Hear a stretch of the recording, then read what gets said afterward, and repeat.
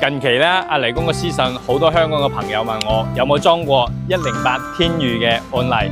咁呢個小區咧就啱啱收樓，黎公咧截咗3套做緊嘅，係40幾方嘅單位。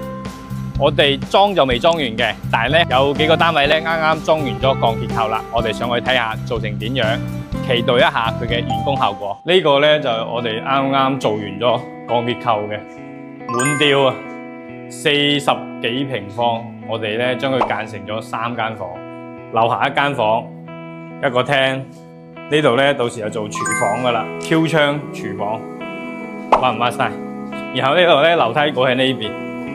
入到嚟咧，呢度個洗手間好大嘅，呢個洗手間足足都有成3個幾方呢個位。有個關鍵點啊，即係你如果好似開發商咁樣做鋼結構咧，佢個廁所都係鋼結構嘅，但係我哋唔同。當然呢個都有少少要求嘅，直接用混凝土啊，用混凝土去倒嗰個廁所沉箱，直接倒個沉箱出嚟，咁樣咧就唔會擔心佢後期會容易滲水漏水。呢邊咧就樓梯就選擇喺入門口。等個空間闊啲，所以喺呢度行上去睇下。嗱，我哋上到嚟咧，可以見到呢度後期有一間房嘅，然後呢邊都有一間房。咁呢個咧就係我哋講嘅洗手間，直接用混凝土倒一個沉箱出嚟。咁樣做咧就唔會滲水，但係咧成本會高。好似咁樣做法，呢個可以借鑑下。我所講嘅點解要用混凝土咧？混凝土倒呢個廁所沉箱咧，佢可以將呢條反梁一齊倒起身。面積雖然係空間有限，但係咧都可以做到3房2衛1廳1廚。睇下層高仲有幾高？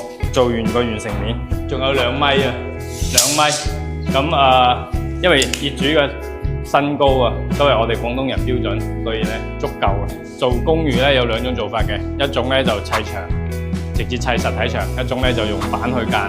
咁你想襟啲咯，就揀實體牆，好似咁樣啦。做埋呢啲拉筋，直接砌上去。咁如果你話想慳成本啲，就板間咯。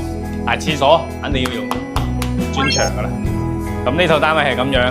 我哋再睇下隔離套單位，呢套咧就係我哋做緊嘅第2套。呢一套咧嗱，睇到未？水電咧已經全部做好噶啦，咁唔影響個層高啊。咁做公寓咧，我哋就建議啲電全部走天花板，咁樣咧我哋後期呢度落咗石膏板啊，咁樣下邊啲位置就會慳翻個地面嘅沙漿厚度。呢個單位咧入門口左手邊係做咗呢種開放式廚房嘅，係咁樣做嘅。然後咧呢個位咁同頭先嗰間有少少唔同咧，就呢個位留咗一個中空嘅，樓下咧就唔做房間啦，做翻個廳大啲，可以睇一睇個效果圖啦，係咁樣大嘅。咁樓梯口呢邊洗手間就做喺呢邊啦，洗手間入到去呢度係廁所，樓梯底咧就可以做個儲物空間啦。咁剩低呢啲位置啊，全部咧就整成咗客餐廳，等成個1樓嘅空間感出晒嚟。因為呢度開放式廚房，呢個剩嘅空位全部係攞嚟做客廳。然後上面咧後期做一個簡單嘅平頂。咁上2樓睇下，2樓咧係做咗2間房嘅。咁靠窗呢邊啊，就係做咗主人房，就做咗一個靠窗嘅位。咁然後呢邊咧就係另外嗰間小客房啦，呢個位咧就做翻衣帽間。咁客戶要求咧唔做2個衛生間嘅，就係怕漏水，所以咧就做咗一個帶衣帽間嘅套間，一個咧就靠窗嘅房間。咁點解有啲公寓佢話幾萬蚊就搞得掂？咁係咁樣啊嘛，唔用螺紋鋼，直接用呢啲鋼結構，跟住就咁樣放幾塊呢啲預製板。咁樣當樓面咯喎，咁樣咧就牢固性冇咁好。但係如果唔敢搞嘅話，好似呢啲咁樣用預製板去整呢個廁所沉箱啊，就會容易滲水咯。一齊期待下呢2套嘅完工效果，到時阿黎公都會過嚟拍一拍嘅。咁如果你喺呢個小區都買咗咁樣嘅戶型，不妨揾阿黎公參考下，對比一下。